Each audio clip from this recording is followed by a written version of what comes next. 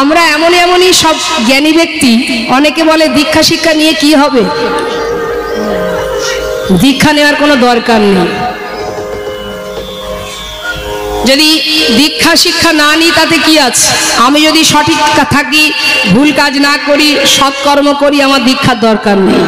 জেনে রাখবে, তুমি যদি গুরুমন্ত্র জপ না করো, আশ্রয় যদি না করতে পারো, তাহলে কোনোদিন তুমি গোবিন্দের ভক্ত হতে পারবে না। আশ্রয় তো করতে হবে বাবা, আশ্রয় না করলে বিষয় পাওয়া যায়? মনে করুন বাজার থেকে একটা আলমারি কিনবেন, আলমারিটা বিষয়, আর এই আলমারিটা কিনতে গেলে কাকে আশ্রয় করতে হবে? কি আশ্রয় করতে হয় মা? টাকা। টাকা যদি না থাকে তুমি আলমারি পাচ্ছ না। অর্থাৎ আশ্রয়, অর্থাৎ টাকাটা হচ্ছে আশ্রয় আর আলমারিটা বিষয়। তার মানে কি, কোনো একটা জিনিস যখন তুমি কিনবে, যে কোনো জিনিস কিনতে গেলে তার জন্য আশ্রয়ের প্রয়োজন। তাহলে আশ্রয় করলে বিষয় পাওয়া যায়। তুমি যদি আশ্রয় করতে না পারো, তাহলে বিষয় কি করে পাবে? আশ্রয় তোমাকে করতে হবে। এখনো অনেকে আছে দীক্ষা শিক্ষা তাদের হয়নি। ভগবান নিজে আচরণ করে জীবকে শিক্ষা দিলেন, আগে শিক্ষা অর্জন করো, শিক্ষা অর্জন করো, মন্ত্র জপ করো, তবেই তুমি গোবিন্দের কৃপা লাভ করতে পারবে। আজ দেখুন ভগবান কৃষ্ণ তিনি গুরুকুলে গেছেন শিক্ষা নেবার জন্য, আর সেই খবর যখন বৃন্দাবনে, তখন সুদামার বাবা দেরি না করে ছেলেকে নিয়ে যাচ্ছেন সেখানে, ছেলেকেও সেই গুরুকুলে রাখবেন বলে। আগেকার সময় তো এত আর স্কুল কলেজ ছিল না, ছিল কি? আগেকার সময়ে ছেলে মেয়েদের শিক্ষা অর্জন করাতে গেলে গুরুকুলে তাকে রেখে আসতে হতো। তাই আজ সুদামার বাবাও তিনি দেরি না করে ছেলেকে নিয়ে যাচ্ছেন কোথায়? গুরুগৃহে। হরিবল হরিবল। শিক্ষার উদ্দেশ্যে আজি তাহায়া চলিল, শিক্ষার উদ্দেশ্যে আজি তাহায়া চলিল।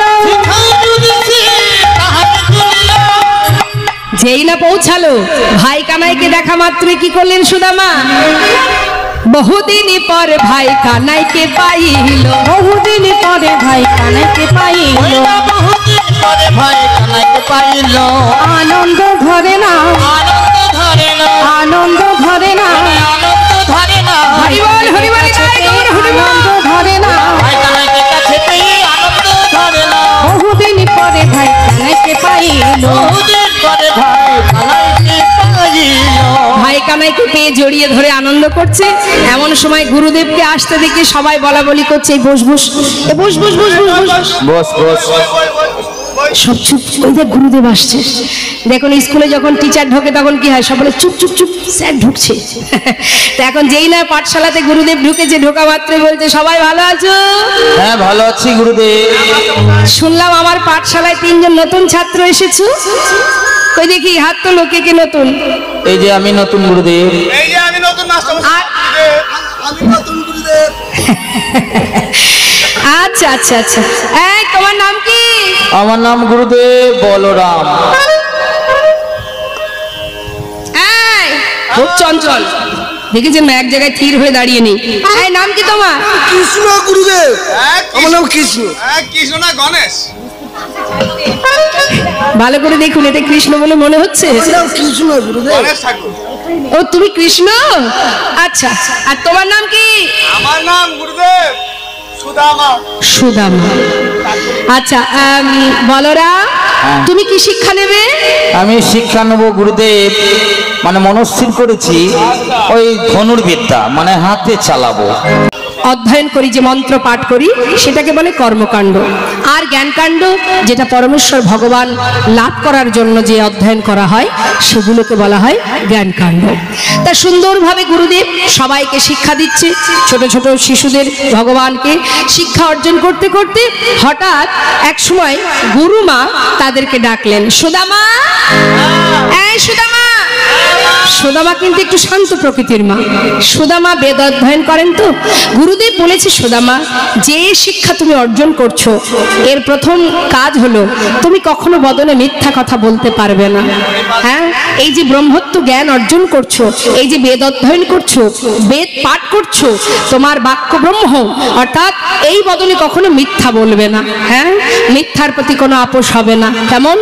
তা এখন সুদামা এত শান্ত প্রকৃতির ছেলে, গুরুমাতা তাকে খুব ভালোবাসে। তা সুদামাকে বলছে, সুদামা যাও বন থেকে কিছু কাঠ কুড়িয়ে নিয়ে এসো। শুধু শিক্ষা নিলে হবে, যাও কিছু কাঠ কুড়িয়ে আনো। হরি বল হরি বল। এখন যেই না পাঠাচ্ছে এমন সময় কানাইকে বলছে, কানাই সুদামা কেন একা যাবে, তুইও সঙ্গে যা। সুদামার আঁচলে কিছু ভিজে ছোলা দিয়েছে আর বলেছে যদি খিদে পাই তবে কানাইকে দিয়ে সমান সমান ভাগ করে খাবি, কেমন? যা। এই বলে দুইজনকে পাঠিয়েছে। সুদামার আনন্দ ধরছে না, কেন? কাছে যে কানাই আছে, মনের আনন্দে যাচ্ছে। কৃষ্ণ আর সুদামারে পাঠাইল বনে, সুদামারে পাঠাইল বনে, সুদামারে পাঠাইল বনে। কাটানিতে চলে তারাই আনন্দিত মনে, কাটানিতে চলে তারা আনন্দিত মনে, কাটানিতে চলে তারাই আনন্দিত মনে, কাটানিতে চলে তারা আনন্দিত মনে। আনন্দ ধরে না, আনন্দ ধরে না, আনন্দ ধরে না, আনন্দ ধরে না। হরিবল হরিবল গাই গৌর হরিবল।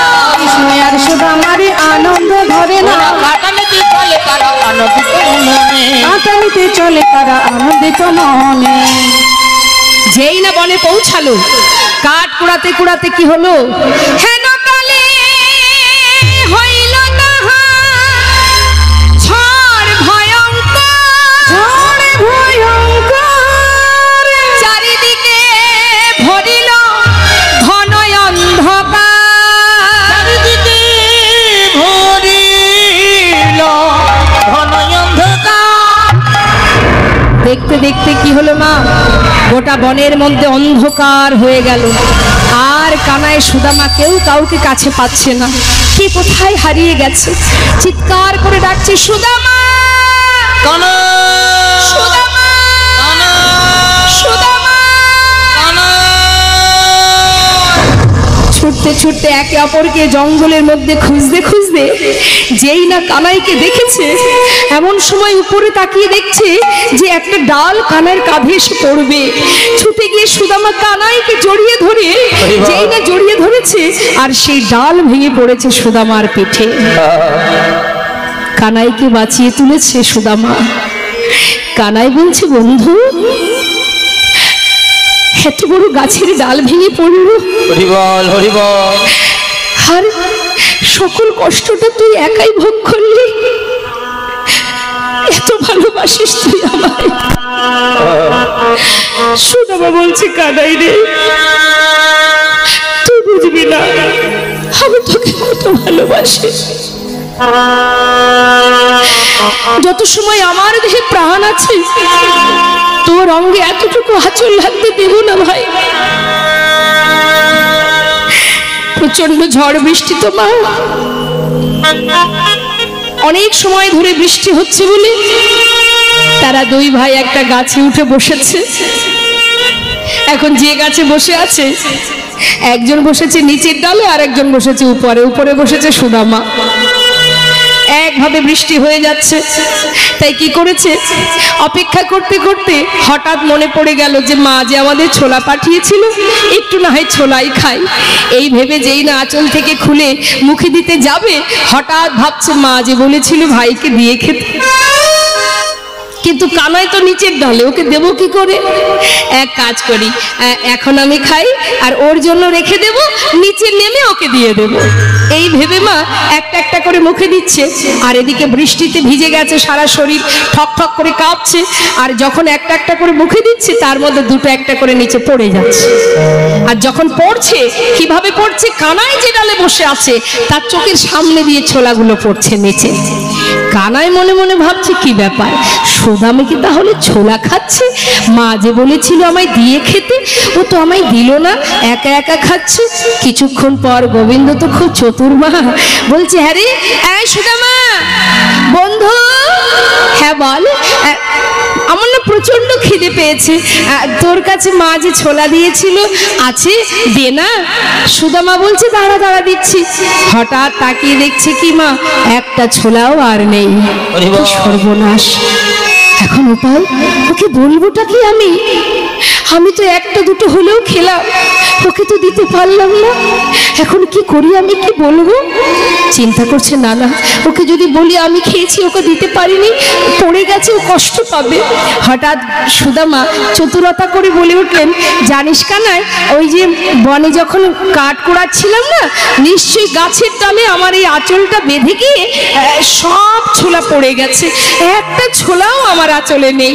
কাজের জন্য কারোর সাথে কথা বলতে বলতে মাথা গরম করে বসে আছে, সেই মালিকের কাছে কর্মচারী গিয়েছে তার একটা বিশেষ দরকারের জন্য।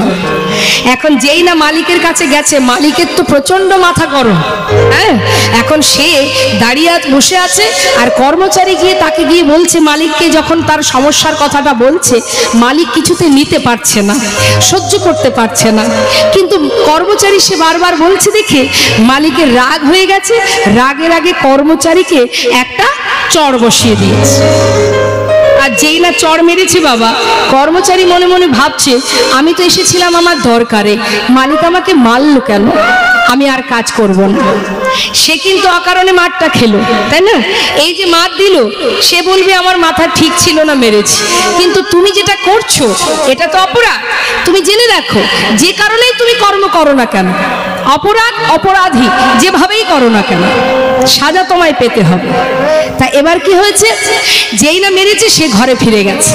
এখন ঘরে যেই ফিরে গেছে বাবা, দেখুন কি করে সাজা পাচ্ছে। এখন বাড়ির গিন্নি জিজ্ঞাসা করছে, স্বামী তুমি কাজ না করে চলে এলে তাড়াতাড়ি, তুমি কি ব্যাপার, কোথায় গিয়েছিলে, তুমি কি কারখানায় যাওনি? মালিকের কর্মচারী যে, তারও তো মাথা গরম। এখন তার গিন্নি বারবার বলছে বলে সেও একটা তার গিন্নিকে চড় বসিয়েছে। এবার গিন্নি চিন্তা করছে, মারলো আমাকে, ভালো কথা জিজ্ঞাসা করলাম, হ্যাঁ, থাকবোই না এই সংসারে। তারও রাগ হয়ে গেছে, সে কি করেছে, কাপড় চোপড় গোছাচ্ছে চলে যাবে বলে। এখন যেই না ঘর থেকে বেরোবে, বড় ছেলে এসে ডাকছে, মা মা যাচ্ছ কোথায় ভর দুপুরে, খিদে পেয়েছে খেতে দাও। যেই বলেছে খেতে দাও, মারও তো মাথা গরম। মাও রাগে রাগে ছেলেকে একটা যেই না চড় বসিয়েছে, ছেলে চিন্তা করছে আমি খেতে চাইলাম, মা আমাকে মারলো, আজকে থেকে আর বাড়িতেই খাবো না। রাগে রাগে সে ঘর থেকে বেরিয়ে যাচ্ছে। দেখুন মারটা কোথা থেকে আসছে মা, পরপর। এবার যেই না নিচে নেমেছে, ছোট ভাই ছিল নিচে, সে বলছে, দাদা এই দাদা কোথায় যাচ্ছিস, আমি একটু যাবো তোর সঙ্গে। দাদারও তো মাথা গরম, সে বলছে তুই যাবি, আমার সঙ্গে যাবি। সেও রাগে রাগে একটা ভাইকে চড় মেরেছে। ভাইকে যেই মেরেছে, ভাই তো আর পাল্টা দাদাকে মারতে পারছে না, সে কি করবে, তারও রাগ, সে তার রাগটা কোথায় দেবে।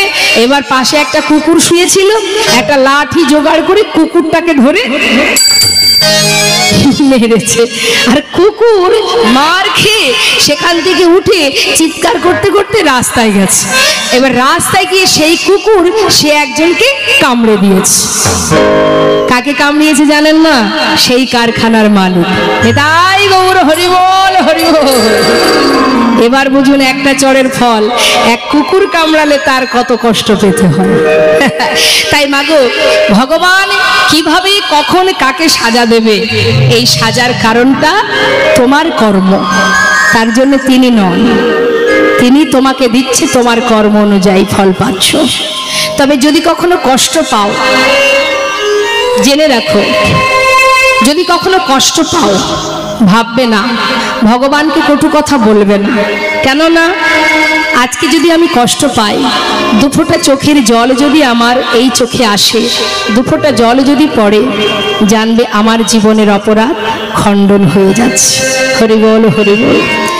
আর যত কষ্ট পাবো, তত জীবনের হাজার হাজার অপরাধ দূরীভূত হয়ে যাবে মা। একদিন সমস্ত অপরাধ থেকে মুক্তি পেয়ে, সমস্ত জ্বালা যন্ত্রণা থেকে মুক্তি পেয়ে, একদিন আমরা আমার গোবিন্দকে চিনতে পারবো, তার ভক্ত হতে পারবো এবং তার চরণে আশ্রয় পাব, যদি তার প্রতি আমাদের বিশ্বাস ভরসা থাকে। বিশ্বাস করো। আর ভগবান যদি বলো কোথায় তিনি, ভগবান কোথায়, ভগবানকে পাবো কি করে? অনুভব করো। অনুভব ছাড়া বুঝতে পারবে না। যেমন মনে করুন না, একটা সুন্দর কথা বলি, আপনার জীবনে যদি কষ্ট আসে, কষ্ট কি দেখা যায়? যায় না। কেউ বলতে পারবে যে কষ্টের ওজনটা কতটা? কত রকমের, মানে কষ্টটা কত ওজনের, কত পরিমাণ বোঝা যায় না। এটা আপনার অনুভব যে কতটা কষ্ট হচ্ছে, তাই না? এটা যেমন দেখা যায় না, যদি আপনার হাজারো কষ্ট, আপনাকে যদি ডাক্তারখানা নিয়ে যাওয়া হয়, ডাক্তার যদি কেটে কেটে টুকরো করে দেয়, ডাক্তার তিনি কি বলতে পারবে যে তোমার কত কেজি ওজনের কষ্ট ছিল মনে? তাহলে কষ্ট যেমন দেখা যায় না, অনুভব করতে হয়, ভগবানকেও অনুভব করতে হয়। যেদিন তোমার অনুভূতি শক্তি তৈরি হবে, যেদিন তুমি তোমার ভগবানকে জানতে পারবে, বুঝতে পারবে, যেদিন অনুভব করতে পারবে যে সে আছে, সে তোমার কাছে আছে, তোমার জীবনে কষ্ট আসার আগে সে তোমার কাছে এসে হাজির হবে। তাই গৌর হরিবোল হরিবোল। আচ্ছা, আমি যদি তোর কাছে কিছু চাই আমাকে দিবি? কেন দেব না? তুই বল কি চাস? আমার প্রাণ চাইবি? তবে তোকে প্রাণটাও দিয়ে দেব। না না, প্রাণ দিতে হবে না।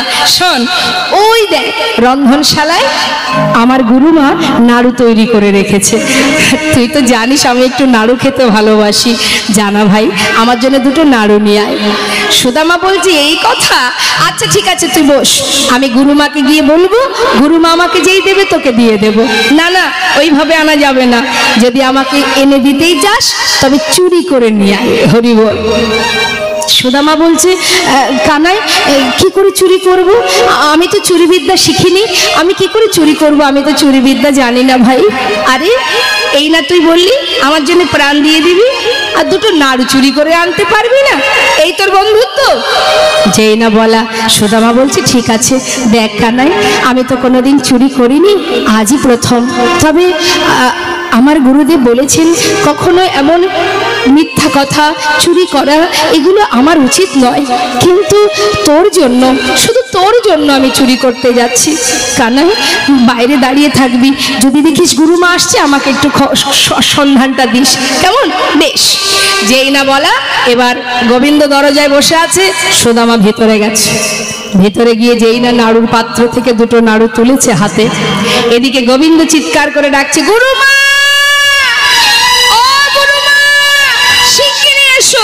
তুমি মনে করো আমি তোমার ঘরে নাড়ু চুরি করে খাই? আজ হাতে নাতে প্রমাণ, কে তোমার ঘরে নাড়ু চুরি করে খায়। যেই না বলা, সুদামা ভয়ে ছুটতে ছুটতে ঘর থেকে বাইরে এসে ভাই কানার কাছে এসে বলছে, কানাই, তুই কি করলি কানাই?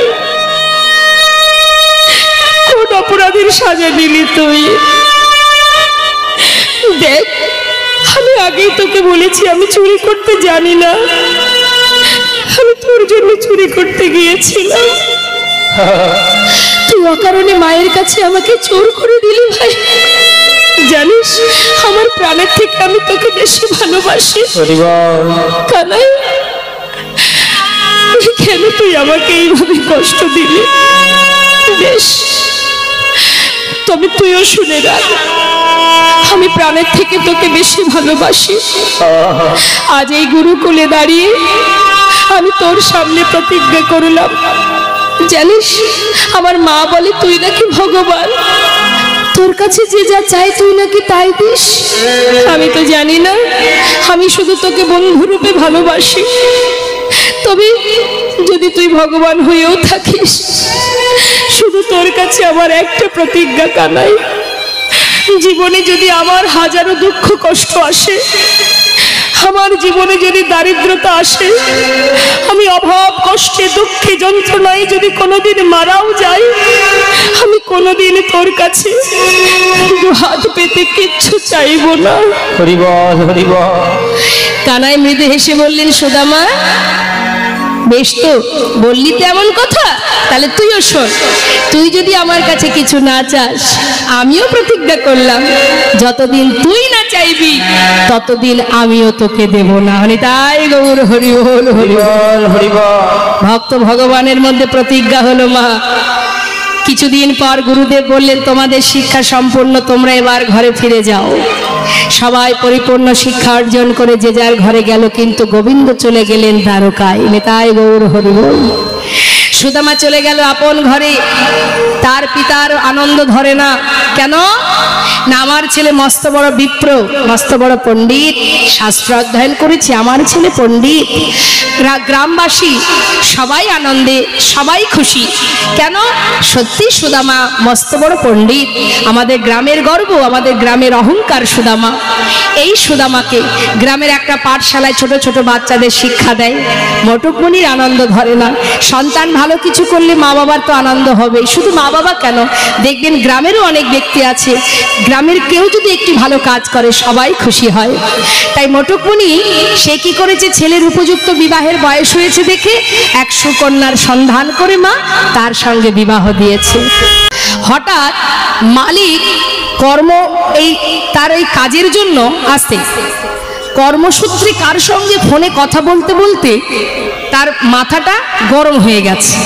মায়ের একটু মন দেবেন, দেখুন কর্মের ফল কিভাবে পেতে হয়, ভগবান কিভাবে দেয়। এখন যে মালিক কাজের জন্য কারোর সাথে কথা বলতে বলতে মাথা গরম করে বসে আছে, সেই মালিকের কাছে কর্মচারী গিয়েছে তার একটা বিশেষ দরকারের জন্য। এখন যেই না মালিকের কাছে গেছে, মালিকের তো প্রচন্ড মাথা গরম।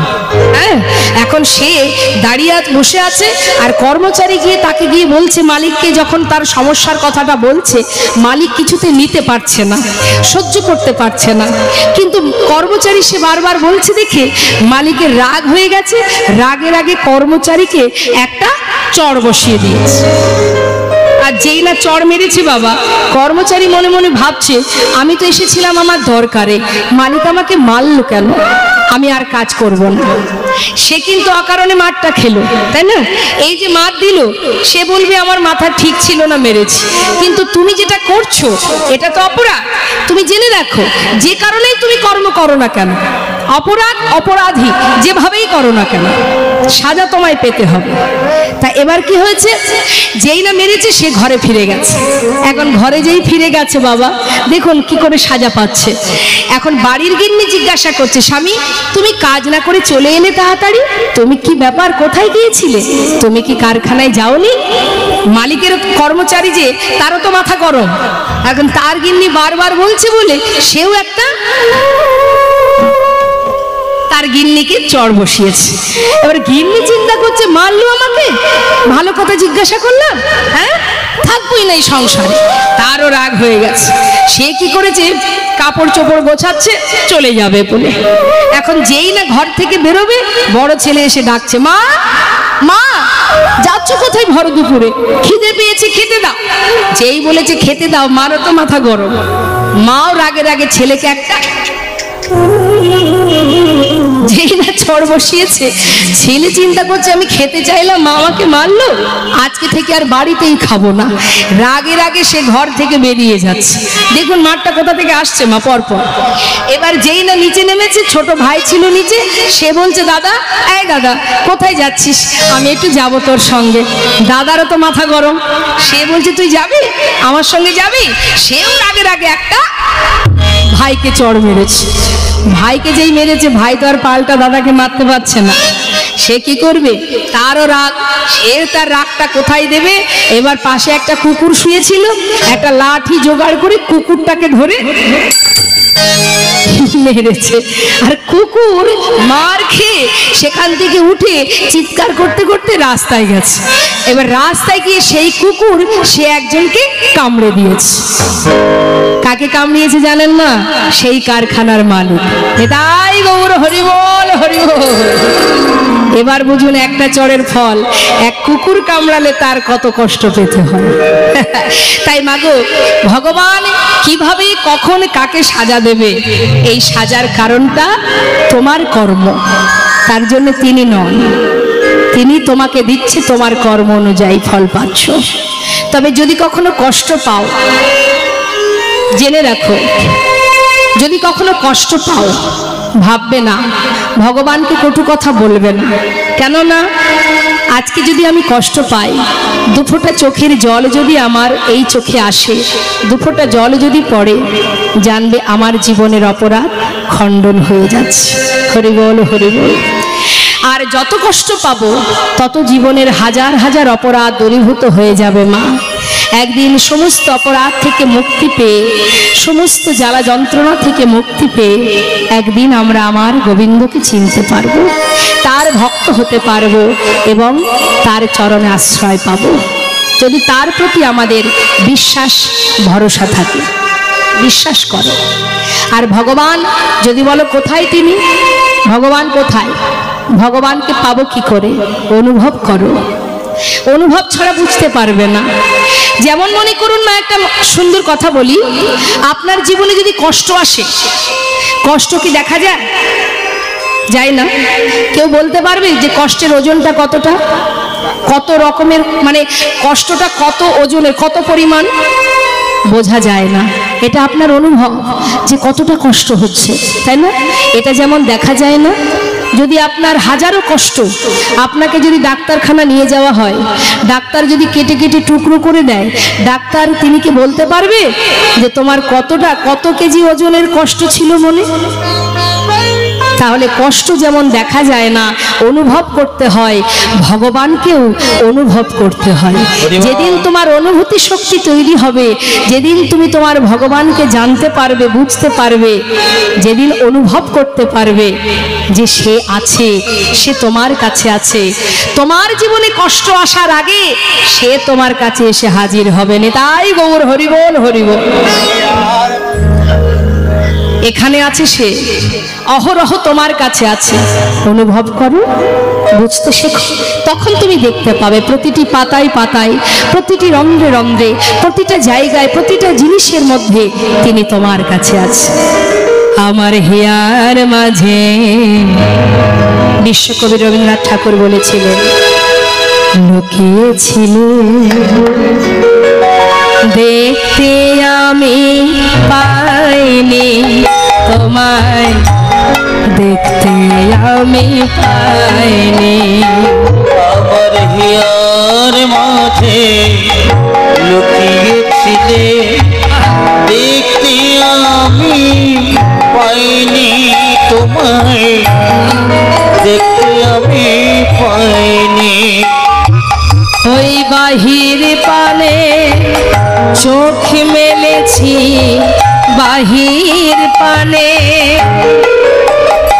আমার হৃদয় পানে চাইনি। আমার হিয়ার মাঝে লুকিয়েছিলে দেখতে আমি পাইনি তোমায়, দেখতে আমি পাইনি।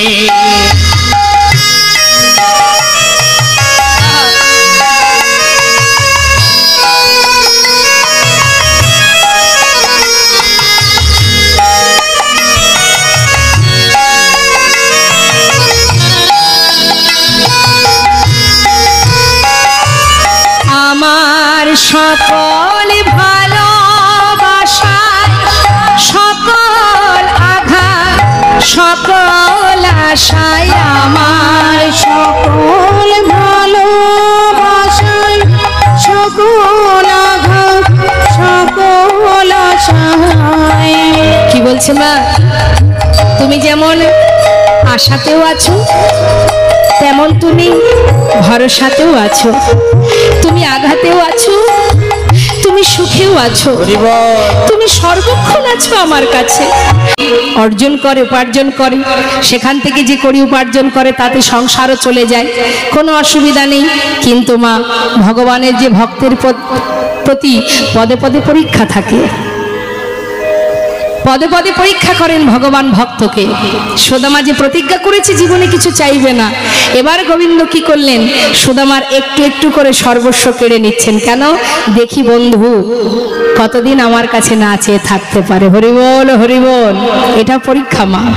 তুমি যদি কঠিন প্রতিজ্ঞা করো গোবিন্দের চরণে, তুমি যদি বলো আমি তোমার ভক্ত হতে চাই, তোমাকে অনেক পরীক্ষা দিতে হবে।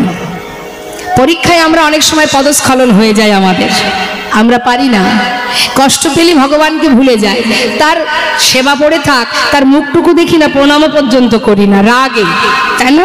হ্যাঁ, তার প্রতি রাগ হয়, অভিমান হয়। কিন্তু মাগো, ভক্তকে তো পরীক্ষা দিতেই হবে, পদে পদে পরীক্ষা। আর ভগবানকে যারা ভালোবাসে তাদের সারা জীবন কষ্ট পেতে হয়, এটা জেনে রাখুন। যদি আপনি ভাবেন ভগবানকে ভালোবেসে আমি সুখী হব, তাহলে বিপদ, সুখী আপনি হবেন না। কারণ চিন্তা করে দেখুন, ভগবানের সহধর্মিণী যে রাম অবতারে মা সীতা, যিনি ভগবানের সহধর্মিণী, তার তো সুখের শেষ হওয়ার কথা নয়। তাকে যেতে হয়েছিল বনবাসে। বনবাস থেকে আসার পর তার হলো অগ্নি পরীক্ষা। অগ্নি পরীক্ষার পরেও কিন্তু তার নিস্তার হলো না, তাকে পাতালে চলে যেতে হলো। কি গো মহা, তাই তো? তাহলে ভগবানের সহধর্মিণী, তার কষ্ট কেন হবে? শুধু তাই নয়, এই কলিযুগে মহাপ্রভুর বামে কে? ভগবান গৌরহরির বামে কে? মা বিষ্ণুপ্রিয়া। প্রভু তো চলে গেলেন সন্ন্যাসী হয়ে, আর সারা জীবন কাষ্ঠবিগ্রহ সেবা করে গেলেন মা বিষ্ণুপ্রিয়া। চার দেওয়ালের মধ্যে বাধা থেকে সারাদিনে মহামন্ত্র জপ করতেন। দেখুন মা, ভজন কাকে বলে? সারাদিন মহামন্ত্র জপ করতো, মানে হরিনাম মহামন্ত্র। 16 নাম 32 অক্ষর শেষ হলেই একটা করে তন্ডুল মানে চাল আলাদা করে করে রাখতো। এইভাবে সারাদিনে যতবার মহামন্ত্র জপ করতো ততবার তন্ডুল আলাদা করত। এইভাবে দিনের শেষে যতটুকু তন্ডুল হতো সেটাকে রন্ধন করে তার ঘরে শাশুড়ি মাকে দিতেন, বাড়ির কাজের লোক ঈশান তাকে খেতে দিতেন। অবশেষে যেটুকু থাকতো নিজের প্রাণটাকে বাঁচিয়ে রাখার জন্য সেবা করত। কেন? যত সময় প্রাণটা বেঁচে থাকবে তত সময় আমি প্রভুর সেবা করতে পারবো। তাই ভগবানকে ভালোবাসা অত সহজ নয় মা। ভক্ত বললেই ভক্ত হওয়া যায় না গো, অত সহজ নয়। যারা যুগ যুগ ধরে জঙ্গলে বসে বসে সাধনা করছে তারা ভগবানের চরণ লাভ করতে পারছে না। আর তুমি মায়ার সংসারে মোহমায়ায় ডুবে থেকে তুমি নিজেকে কি করে ভাবো আমি বড় ভক্ত? আজ দেখুন সুদামার জীবনে কিভাবে কেড়ে নিচ্ছে একটার পর একটা। সুদামা ওই যে ছোট ছোট বাচ্চাদের শিক্ষা দিত মা, আর সংসারের মধ্যে তার সন্তান হলো। বেশ সন্তানদের নিয়ে সুখে স্বাচ্ছন্দ্যে জীবন কাটে। দেখতে দেখতে তার প্রথম ভগবান পরীক্ষা করলেন কি? তার মাতা পিতাকে নিয়ে নিলেন। মাতা পিতা বিয়োগ হলো। যেই মাতা পিতা বিয়োগ হলো, সংসারের পুরো দায়িত্ব এবার সুদামার কাঁধে। সুদামা পাঠশালায় শিক্ষা দিয়ে যা পায় তাতে সংসারে কোনো রকমে যায় কেটে। ভগবান কিছুদিন পর তার ওই পাঠশালাটাও বন্ধ করে দিল। নিতাই গৌর হরি বল হরি। যেই না পাঠশালাটা বন্ধ হয়ে গেল, ছোট ছোট শিশুদের কি খাওয়াবে, কিভাবে অন্ন জোটাবে? সুদামা দেরি না করে ভিক্ষার ঝুলি কাঁধে নিলেন। নিতাই গৌর হরি বল। গুরুদেব বলেছিল কখনো মিথ্যা কথা বলবে না, অন্যায় কাজ ভুল কাজ করবে না। তাই তার সততা রেখে পাঠশালা বন্ধ হয়ে গেছে বলে ভিক্ষার ঝুলি কাঁধে তুলে নিয়ে দাঁড়ে দাঁড়ে ভিক্ষা করে। যা তন্ডুল পায় তাতেই সংসারে দিন কাটে। কোনোদিন পায় কোনোদিন পায় না। এইভাবে দিন যেতে যেতে সুদামার পিতৃ সম্পদ বলতে যা ছিল মা সব শেষ হয়ে গেল। সব কিছু হারিয়ে ওই সন্তানদের নিয়ে, স্ত্রীকে নিয়ে গাছতলায় এসে সার করল। এত কষ্টের পরেও আপনি কি ভগবানকে আর ডাকবেন? যে ভক্ত হবে সে ডাকবে। সুদামার নিঃশ্বাসে প্রশ্বাসে কৃষ্ণ কৃষ্ণ। গাছতলাতে দিন কাটে, ঝড় বৃষ্টি চলে যায় মাথার উপর দিয়ে। দেখুন মা কি অবস্থা সুদামা। তার সন্তানদের অঙ্গে কোনো বসন নেই, স্ত্রীর পরনে একটা মাত্র বস্ত্র, তাও সর্বত্রে ছেঁড়া। এমনই সতীলক্ষ্মী এই স্ত্রী, যার নাম সুশীলা, যিনি শিবের পূজা করতেন, ভগবানকে সেবা দিয়ে বলতেন, হে প্রভু, যদি তুমি কখনো কারোর ঘরে আমাকে পাঠাও, এমন স্বামী যেন আমার জীবনে হয়।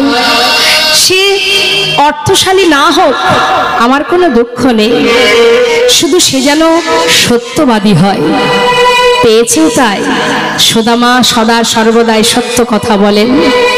তাই সুশীলার কোনো দুঃখ নেই, হাজারো কষ্ট তথাপিও তার কোনো দুঃখ নেই এমন সৎ স্বামীকে কাছে পেয়ে। গাছতলাতে সন্তানদের নিয়ে তার দিন কাটে। সুদামা ভিক্ষা করে দাঁড়ে দাঁড়ে। ভিক্ষা পেলে ভালো, না পেলে সন্তানগুলোকে বুকের মধ্যে জড়িয়ে কৃষ্ণ কৃষ্ণ কৃষ্ণ বলতে বলতে রাত্রি অতিবাহিত করে। এইভাবে দিন যায় মা। হঠাৎ একদিন তার স্ত্রী সুশীলা বলে উঠলেন, স্বামী একটা কথা বলবো, বলো।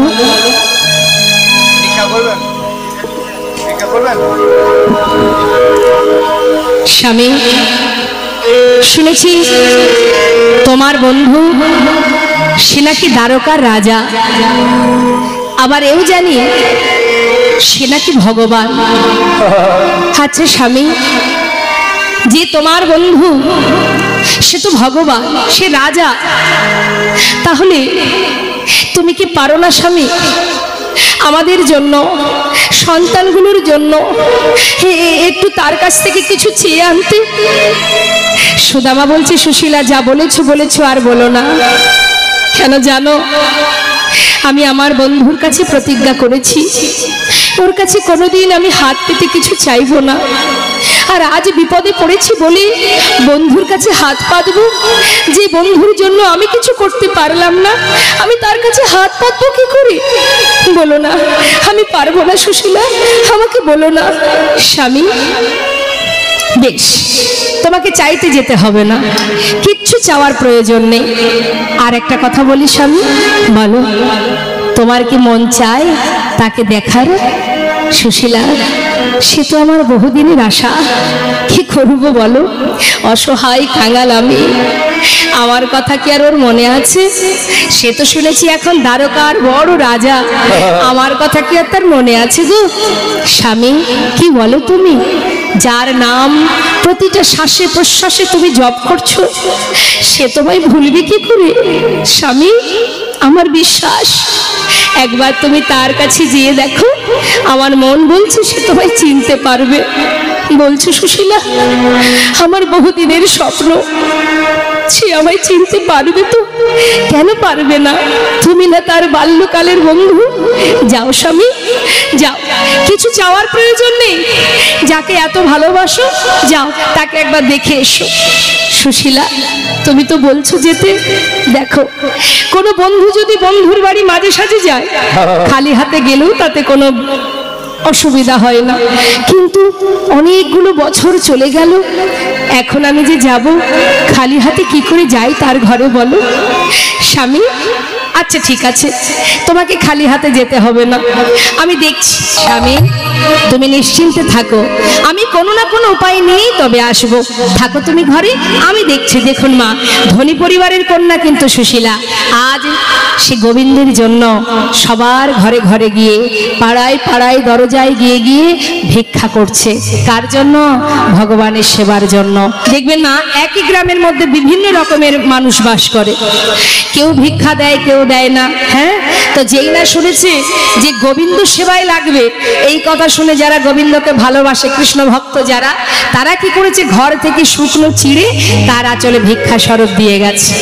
কয়েক বাড়ি থেকে শুকনো চিড়ে ভিক্ষা করে এবার সেই চিড়েগুলো মনের আনন্দে ঘরে নিয়ে গিয়ে এবার গোবিন্দ সেবার জন্য সেই চিড়েগুলোর একটা পুটুলি বেঁধেছে। এবার নিজের পরনে যে বসনটা আছে সেই বসনের কিছুটা অংশ ছিঁড়েছে মা, আর কোথায় পাবে বস্ত্র? ভক্ত যদি ভগবানের চরণ পাদপদ্ম লাভ করার জন্য ছুটতে ছুটতে পথে নামে, সে যদি পথের পরে পথ হেঁটে যায়, যখন যার উদ্দেশ্য নিয়ে ঘর থেকে বেরিয়েছে তার কিন্তু দায়িত্ব পড়ে যায়। গোবিন্দ দেখছে ভক্ত সুদামা আসছে, পাশে বসে আছে রুক্মিণী সত্যভামা, জিজ্ঞাসা করছে, স্বামী তোমার বন্ধু তোমার জন্য পথের পরে পথ হেঁটে আসছে, পাগলের ন্যায় তোমার জন্য শুকনো চিড়ে নিয়ে ছুটে আসছে। স্বামী, আমি আর ওর কষ্ট সহ্য করতে পারছি না, তুমি তোমার ভক্তকে একবার দেখা দাও। গোবিন্দ বলছে, রক্ষিণী এমন কথা বলো না, আমার বন্ধু আসছে ঠিকই, যখন এত কষ্ট করে ঘর থেকে যাত্রা করেছে, আসুক আমার দ্বারে, তবেই তো আমি তো যাওয়ার জন্য বসে আছি। কতক্ষণে আসবে সুদামা আমার কাছে? আমি তার জীবনের সর্বস্ব কিনে নিয়েছি যাতে সে আমার কাছে আসে। শুধু আমি অপেক্ষায় আছি, একটু অপেক্ষা করো। সময় না হলে তো আমি যেতে পারবো না, সময় হোক আমি ঠিক যাব তার সামনে। হরি বল। কি করেছে মা? দেখবেন মা, সময় না হলে ভগবান আসবে না, তুমি যতই ছটফট করো। যেমন বাবা মহাভারতে শিশুপাল, ভগবান বলেছিল যে তোমার 100টা অপরাধ আমি ক্ষমা করব, 100 থেকে 1 যখন হবে তুমি যদি নিজেকে না শুধরাও আমি কিন্তু তোমাকে আর বাঁচিয়ে রাখবো না, সেই দিনই তোমার শেষ। তাই একটার পর একটা অপরাধ করে যখন 101 হলো সেই দিনই কিন্তু তাকে প্রাণে মরতে হয়েছিল। তাই ভগবান সময় না হলে তোমার সামনে আসবে না, যতই তুমি কাঁদো, যতই তাকে ডাকো।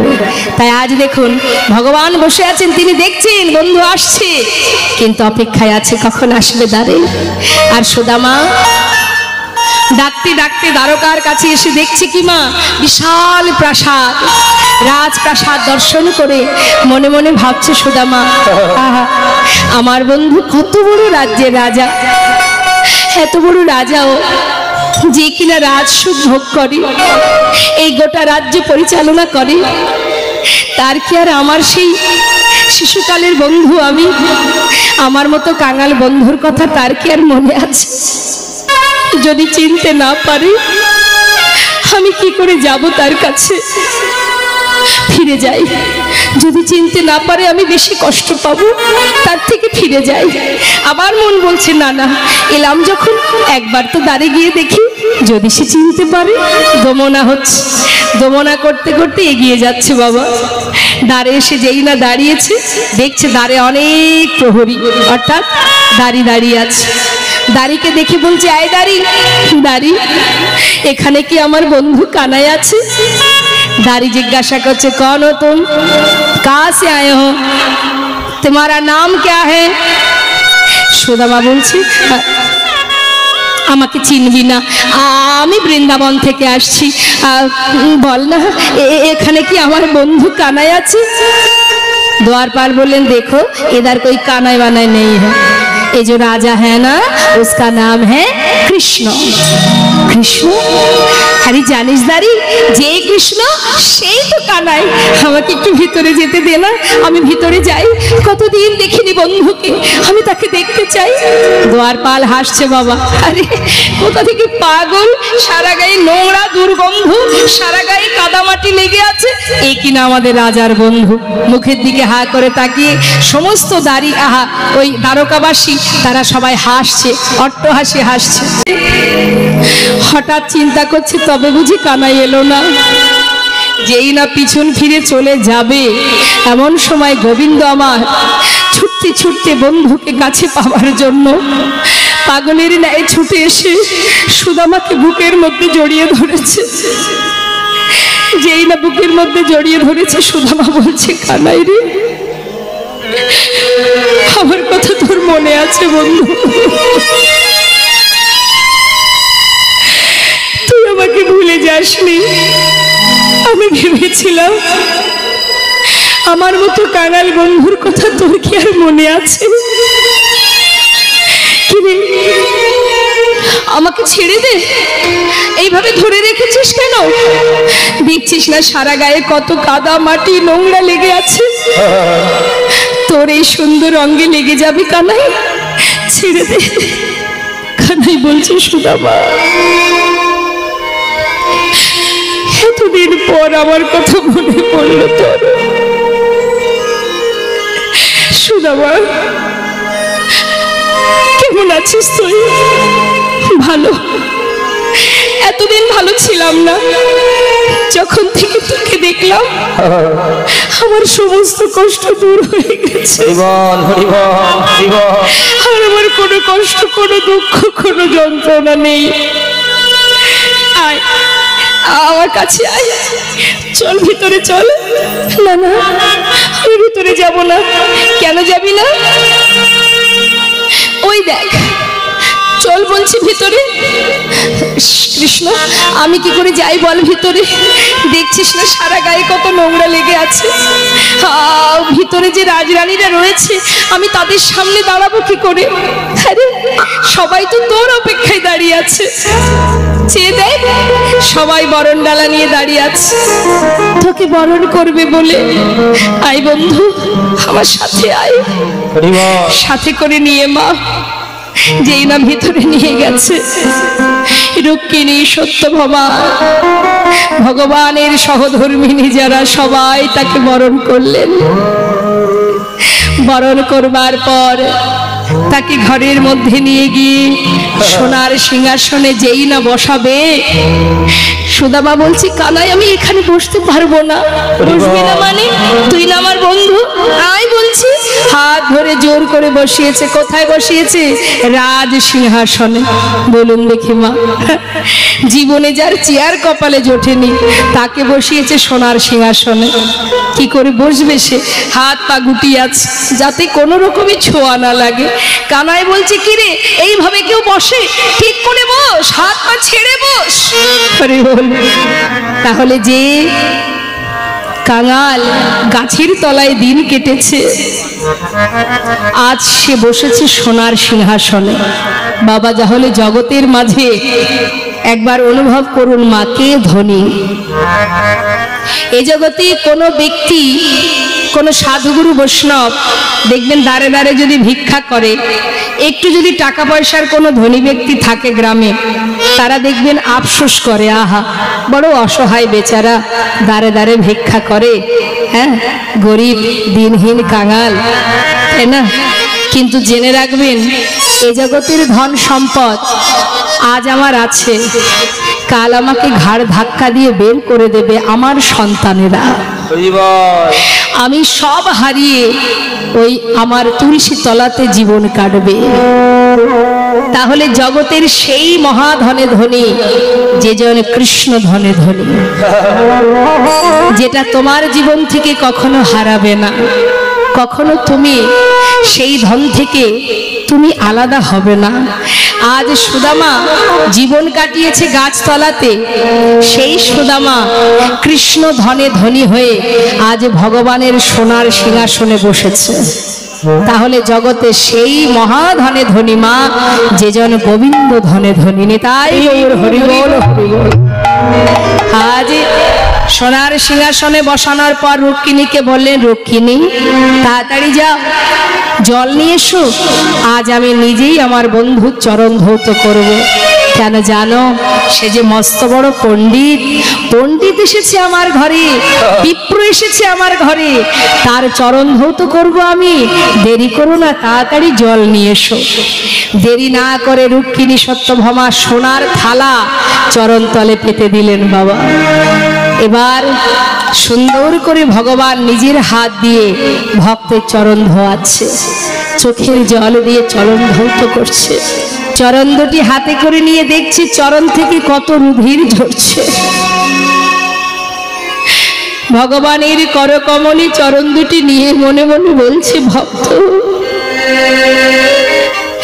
কত ভালোবাসলে যে নিজের কথা না ভেবে শুধু আমার চিন্তা করে হাজার কষ্টকে ভুলে থাকতে পারে। চোখের জলে চরণ ধৌত করছে সুদামা। আমরা কি দেখেছি মা? ভক্ত ভগবানের চরণ সেবা করে, তাই না? কিন্তু আজ যে উল্টো হয়ে গেল মা, ভগবান ভক্তের চরণ ধৌত করছে। এমন ভক্ত কতজন হতে পারে বলো? গোবিন্দ চরণ ধৌত করছে আর বলছে, সুদামা এই বন্ধু, এতগুলো বছর পরে এসেছিস, আমার জন্য কিছু এনেছিস নাকি? সুদামা মনে মনে চিন্তা করছে, কানাই রে, তুই তো এত বড় রাজ্যের রাজা, তুই রাজ সিংহাসনে বসে থাকিস, তুই রাজভোগ সেবা করিস, রাজ পালঙ্কে ঘুমাস, আমার আনা শুকনো চিড়ে আমি তোকে দেব কেমন করে? যদি তুই না খাস, কাপড়ের মধ্যে লুকিয়ে রেখে বলছি, জানিস অনেক চেষ্টা করেছি, কিচ্ছু আনতে পারিনি রে। কি করব বল? কোন রকমে ভিক্ষা করে দিন কাটে, কিচ্ছু আনতে পারিনি। গোবিন্দ মনে মনে বলছে, সুদামা আমার জন্য এনেছিস কিন্তু দিতে পারছিস না। তুই ভেবেছিস তোর আনা শুকনো চিড়ে আমি খাবো কি করে? তুই কি জানিস না আমার ভক্তরা আমাকে ভালোবেসে যা দেয় আমি যে সেটা তৃপ্তি ভরে সেবা করি। বিদুরের ঘরের শাক অন্ন যদি আমি সেবা করতে পারি, সবরই রেঠো কুল যদি আমি খেতে পারি, তোর আনা শুকনো চিড়ে খাবো না? সত্য কথা মা, হস্তিনাপুরে ভগবান কৃষ্ণ যখন যান, দুর্যোধন বলেছিল, এসো সখা আমি তোমাকে রাজভোগ খাওয়াবো। ভগবান বলেছিল, শোনো দুর্যোধন, খেতে যদি হয় আমি তো তোমার কাছে খাবো না, আমি যদি সেবাই করতে চাই তাহলে বিদুরের ঘরে সেবা করব। বিদুর ছিল দাসী পুত্র মা, তাই বিদুরের ঘরে সেবা করেছিলেন ভগবান। বিদুরের স্ত্রী ভুল করে কলা সেবা দেবে বলে খোসাটা দিয়েছিলেন, আপনারা সবাই জানেন। ভগবান সেই খোসাটাই সেবা করেছিলেন, সেটাই সেবা করেছিলেন। কেন মা? তাতে যে ভক্তি ছিল, প্রেম ছিল, ভালোবাসা ছিল। এই বলে শয়ন মন্দিরে নিয়ে গিয়ে সুদামাকে শয়নে দিলেন। সুদামা শয়নে আছে মা। দেখতে দেখতে অন্ধকার হতে হতে মধ্যরাত যখন রাত সবাই ঘুমাচ্ছে, সেই সময় ভগবান তার নিজের শয্যা পরিত্যাগ করে এক পা দু পা করে সুদামার কুঠিরে প্রবেশ করলেন। সুদামা যেখানে শুয়ে আছে তার চরণের পাশে গিয়ে বসলেন। হরিবল। চরণের ধারে বসে দেখছি চরণ দুটি কত পথ হেঁটে এসেছে, তাই নিজের করকমল দিয়ে হাত দিয়ে তাই ভক্তের চরণটা সেবা করছে। কেন? অনেক পথ হেঁটে এসেছে, কত কষ্ট হলো তার, যাতে বন্ধু ভালো ঘুমাতে পারে, তাই চরণ সেবা করছে। চরণ সেবা করতে করতে মা হঠাৎ দেখছি চরণ তলে কত কাটা ফুটে আছে। মনে মনে ভাবছে, গোবিন্দ বন্ধু, নিজের কোনো খেয়ালই নেই তোর। সেই শিশুকাল থেকে তুই আমাকে এত ভালোবাসিস, এত কাটা ফুটেছে চরণ তলে, কিন্তু সেদিকে তোর কোনো খেয়াল নেই। কিন্তু এই কাটা আমি কি করে পরিষ্কার করব? ও যে ঘুমিয়ে আছে, যদি ঘুম ভেঙে যায়।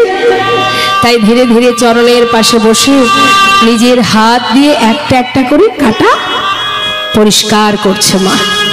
আমার লক্ষ্য আছে যাতে বন্ধুর ঘুমটা ভেঙে না যায়। এখন পরিষ্কার করতে করতে দেখছি কি একটা কাটা অনেকটা ভিতরে ঢুকে গেছে, সেটাকে কি করে বের করবে? কিছুতেই সেটাকে হাত দিয়ে বের করতে পারছে না।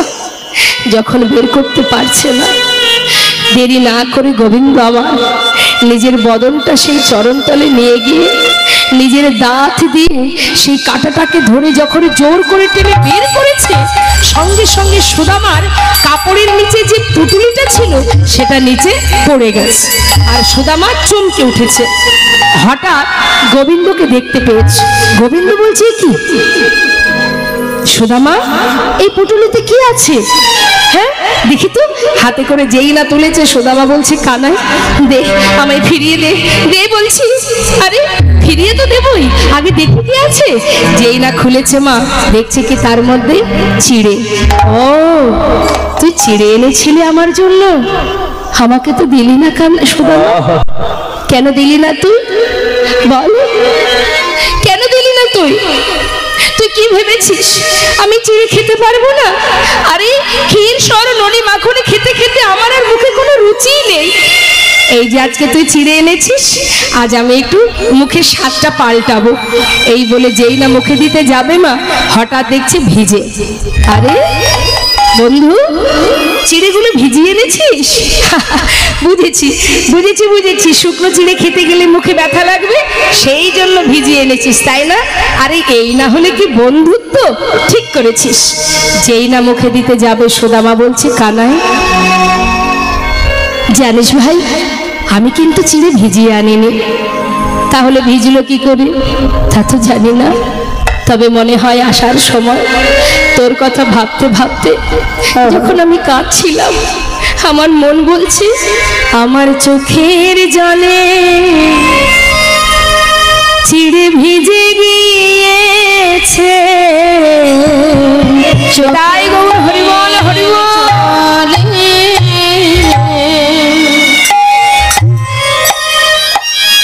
চিড়ে ভিজে গিয়েছে চোখের জলে, চিড়ে ভিজে গিয়েছে চোখের জলে, চিড়ে ভিজে গিয়েছে। আমি কেমন করে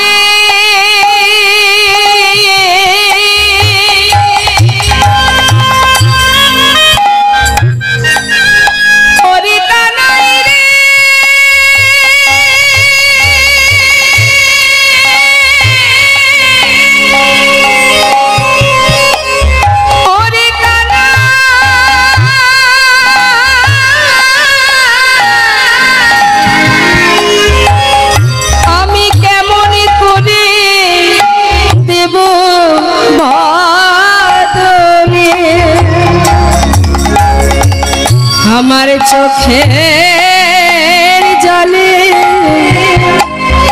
চিড়ে ভিজে গিয়েছে। আমি কেমন করে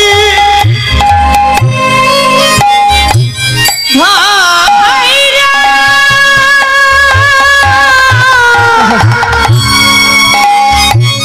ভাইরা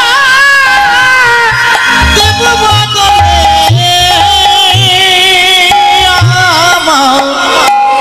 আমার চোখে জলে